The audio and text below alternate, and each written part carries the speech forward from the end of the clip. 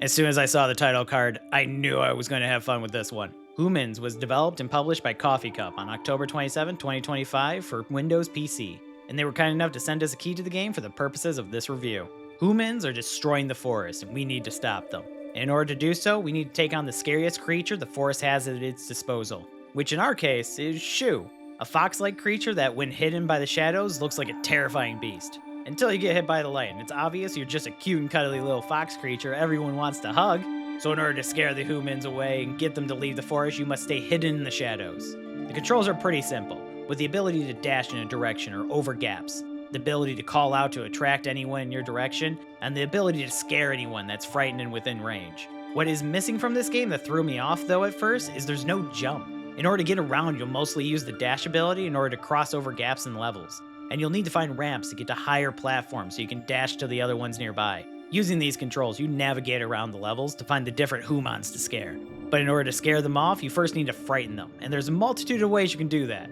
Each biome has its own items you can use to bring them to this state, with most having bottles or cans you can throw in order to get the Hoomanz into a frightened state, and items like broken ice or snowballs you can use in the icy biome levels. Once they're in a frightened state, when you get close enough, the indicator will turn red above them, indicating that you're within range to scare them away. Each stage has a set number of humans for you to scare away, indicated in the upper left, with each stage having a set quota that you need to reach in order to be able to proceed to the next level. There's also hidden collectibles on every stage as well, these little fairies that are found captured by the humans that you need to set free. If you manage to finish everything on the level, you'll be awarded with additional skins for Shoo. They give him a new appearance in the dark as well as the light. I love collectathon type games like this. Each level basically is a puzzle, figuring out how to get to each human and scare them away, and what methods you can use in order to get them to the frightened state needed. There's some really fun layouts to the levels, with there being 4 levels in every biome. 3 levels where you need to scare the humans, and a final level with the goal to shut down a machine that's hurting that area. Acting more like a stealth mission overall, where the goal isn't so much to scare away all the humans, and more of not getting detected while you're trying to navigate to the end. Which is a nice change of pace for the game as you reach the end of the biome. And going through all those levels are a lot of fun, but the game is short, like very short. I did a 100% completion run of this game and I was able to beat it in just under 3 hours. That's scaring every human and saving every fairy on every stage of the game. Which, while playing it, ironically the only stage I didn't 100% at first was the first level. Every level after that, I would circle around the map to find every other human or fairy that was missing. So after completing the game, I went back and got the remaining collectibles I had missed on that level previously.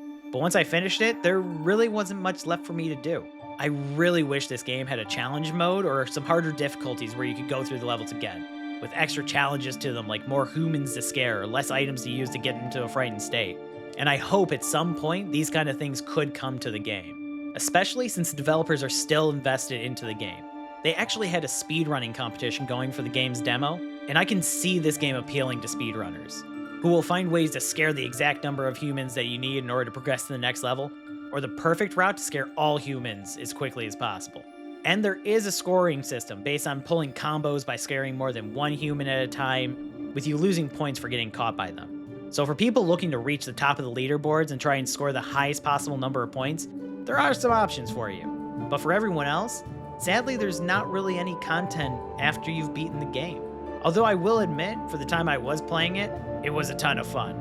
Overall, I give Hoomanz a 3.5 out of 5. I really had a lot of fun with this game. The moment I started playing, I was hooked on it. I managed to play through the full game in a single playthrough. The team at Coffee Cup did a fantastic job with this game. The level designs all feel unique with different options to scare the humans. The game looks and feels fantastic, with the controls being very simple. It did throw me off at first not having a jump ability, but the lack of a jump actually plays into a lot of the puzzles, which I found to be fun. My only real major complaint about this game is its length. The game is so short that I was able to play through it without realizing I had finished playing through it. I really hope the people behind Coffee Cup continue making games or even expansions to Hoomanz, because this is the kind of game that I want to see more of. And I hope they do, because I'll be keeping watch and checking for what they have in store. But hey, those are just my thoughts on Hoomanz. Let me know in the comments what you think of the game. And if you like this review, check out our other videos we have on our channel here, and don't forget to subscribe. If you have suggestions for other games you think we should play, let us know as well.